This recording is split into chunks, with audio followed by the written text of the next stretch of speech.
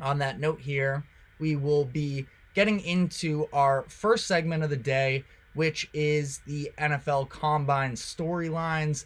This was headlined by a record breaking performance in the most well renowned, well known event that takes place at the Combine. That is the 40-yard dash, and that Texas wide receiver Xavier Worthy broke the record. He ran a 4.21 in official time. That beats John Ross's from a handful of years ago, who got a 4.22.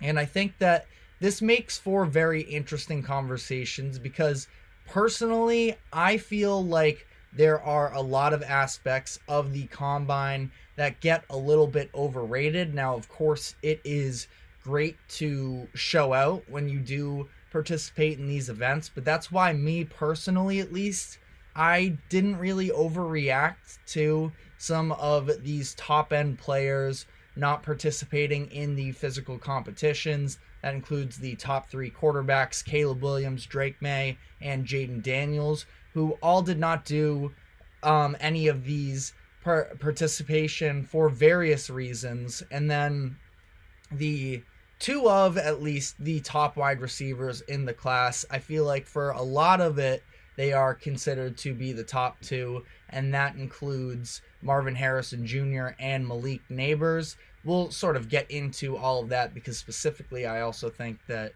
Rome Odunze had a very impressive showing. But back to Worthy here in terms of what does breaking this record do for him and his draft stock.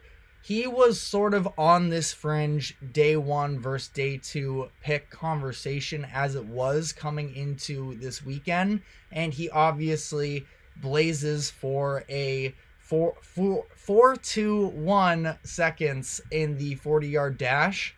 Now, it's interesting to me because if you watch the game film as a whole, we already knew how fast he was, how athletic he was, and all of that.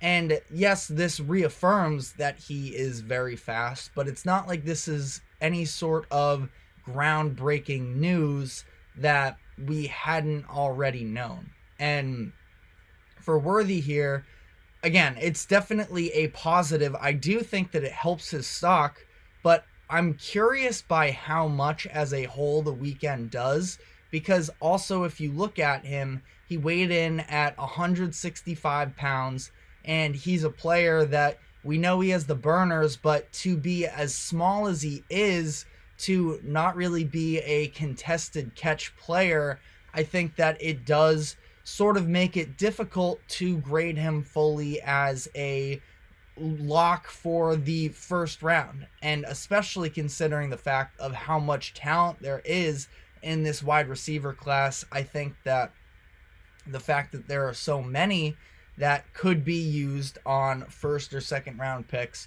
almost makes it harder if you're a receiver, because I think that it's a little bit of an embarrassment of riches, and it almost dilutes the value of each individual wide receiver unless you're getting one of those clear-cut, top tier guys that, in my opinion, includes Marvin Harrison Jr., Malik Neighbors, and in Rome Odunze. So Worthy, he did everything he needed to do in this instance, and I definitely don't want to take away from it, but he also beat a record of John Ross, who John Ross's stock also took a heavy increase from running this record-breaking speed, and he obviously did not pan out in the NFL. Now, obviously, two very much separate players. I just want to specifically speak to the idea of drafting somebody off of their 40-yard dash speed alone.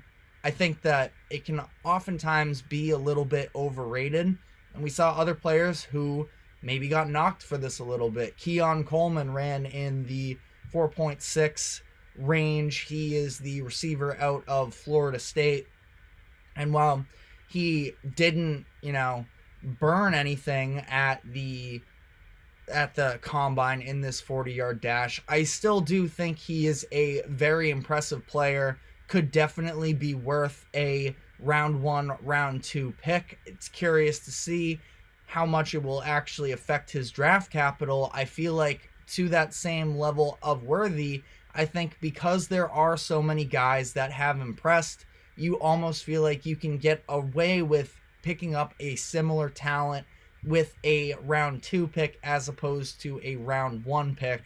So I think that that's going to be a very interesting storyline going forward here, is what is the value of these receivers, because again, we know the baseline talent, and it's one thing of where you can actually be graded in terms of talent. It's another of where you're going to fall in the draft in comparison to the other players available on the board. Now, I definitely am not any sort of an expert in terms of college football and in terms of NFL draft. I just have my own opinions on the matters. But I think that, again, it's just going to be interesting. A couple other receiver names that I wanted to throw out there that I thought had a good weekend for themselves. You have Brian Thomas Jr. of LSU, who is another guy, again, depending on how much stock you want to put into the 40-yard dash. He ran a 4.33, so not quite the speed of Worthy out there, but still very fast. And he did so 44 pounds heavier and 4 inches taller, and sort of matched Worthy, not quite the same, but was right behind him in a lot of these physical agility drills. And he's someone who I think with a little bit more size, who can go up and make contested plays a little bit better, I think did himself some favors with this combine. Ricky Parshall out of Florida is somebody that I've just been a fan of for a handful of years now. He did pretty well in the physical testing.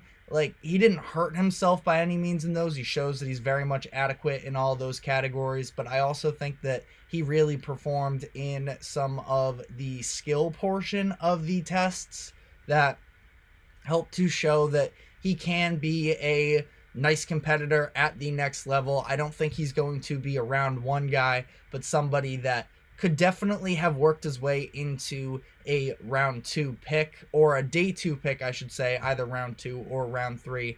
I think that that would be a fair evaluation, I should say.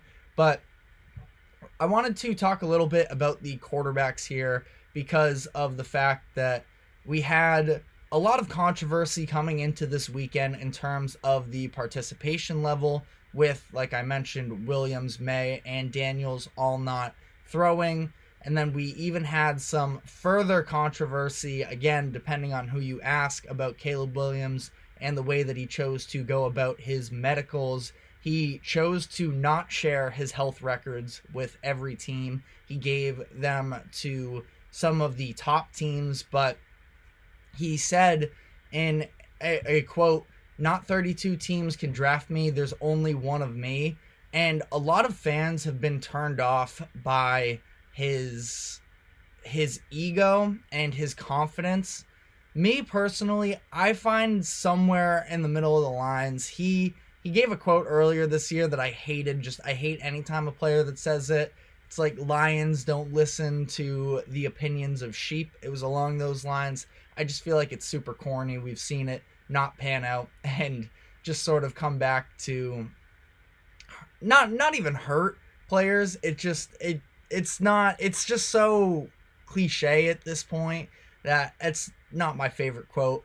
But as far as Williams specifically and the perceived ego that he has, I think that you want your franchise quarterback to have a level of arrogance a little bit. Now, can't come off too much. You, more than anything, need your quarterback just as much as you need the skill, the talent, all of that. You need him to be a leader, because when you are drafting with the first overall pick in the draft, you want to believe that this is somebody who is worthy of taking over the franchise as a whole.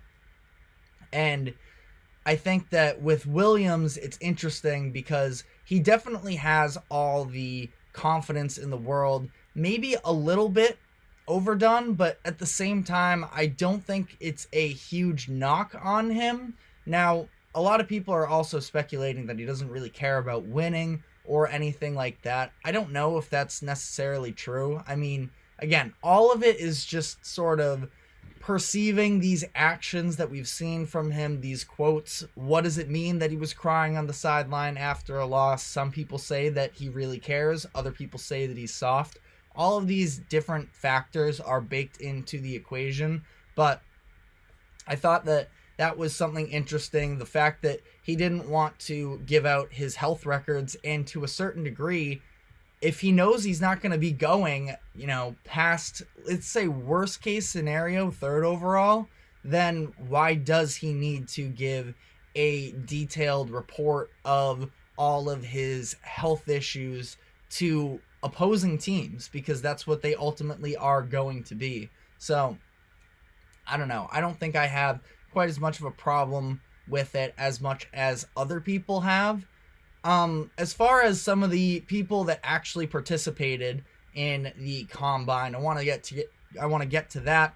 Michael Penix Jr. had a very nice weekend for himself.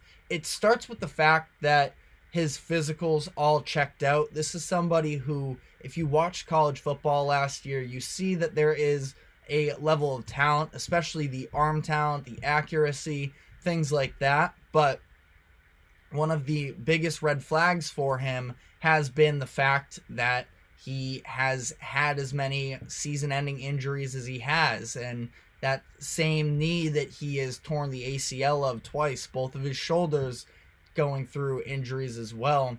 So the fact that everything came back positive for him everything came back negative, which is a positive for him, but that was definitely a nice sign for him.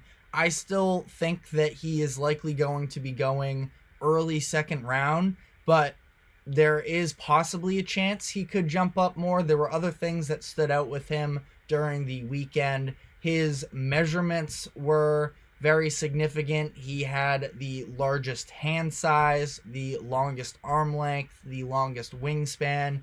Those are just some of the physical traits that he did come out on top of in terms of measurements to the rest of the class. He also, out of the quarterbacks that threw this weekend, he threw just about the best out of anybody there. Again, the pure passer that Penix is, I think, is, on par with everybody else in this draft class. It's just some of those other things when it comes to his health, when it comes to him having to throw under pressure, the mobility, all of that sort of stuff is a little bit more where my concern grows. And listen, I'm not going to think a team is crazy if they draft him in the first round. It'll be interesting to see how this all sort of plays out for him. He seems like he is a tremendous leader, and I think that he definitely could be very successful as a Patriots fan. I would be very happy with them using their second round pick on him. I just think that a first round, for the amount of risk that does exist with him, is a little bit scary, but I do think that he at least helped himself clearing all of the medical concerns. And now teams, they're still going to at least acknowledge some of the health issues that we've seen from him in the past, but at least we can sort of turn the page on it and say that things should be headed in a more positive direction.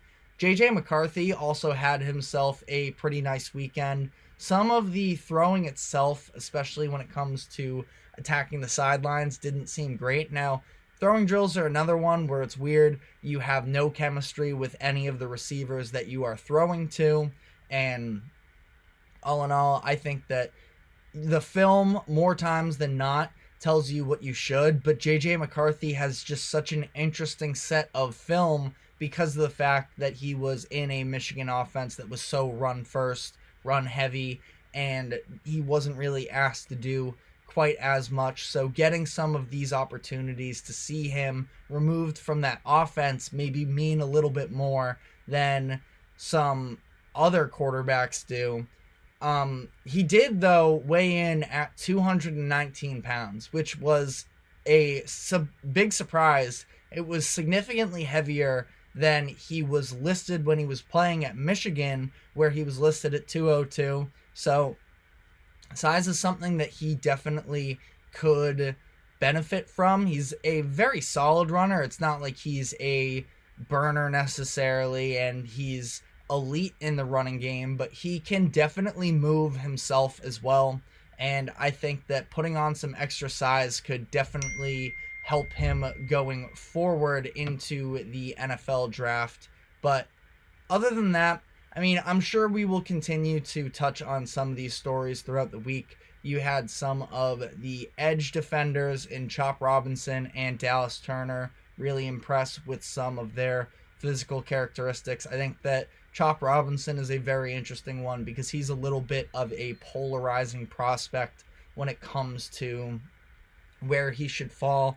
I think that most people have him as a first round graded player, but there is also a level of some of the technical stuff, and I think that he definitely helped himself. I mean, another one of those things where you see him on tape and he jumps off the tape for you because of how athletic he is. It's just a matter of how is that going to translate to the next level. But I think that he did some very positive things for him this weekend to further advance his draft stock. We will be keeping you updated with all kinds of draft news as we get closer and closer. But for now, we are going to be taking our first break. And when we come back on the other side, we will be talking some NBA from this past weekend. So stick with us. We will be right back.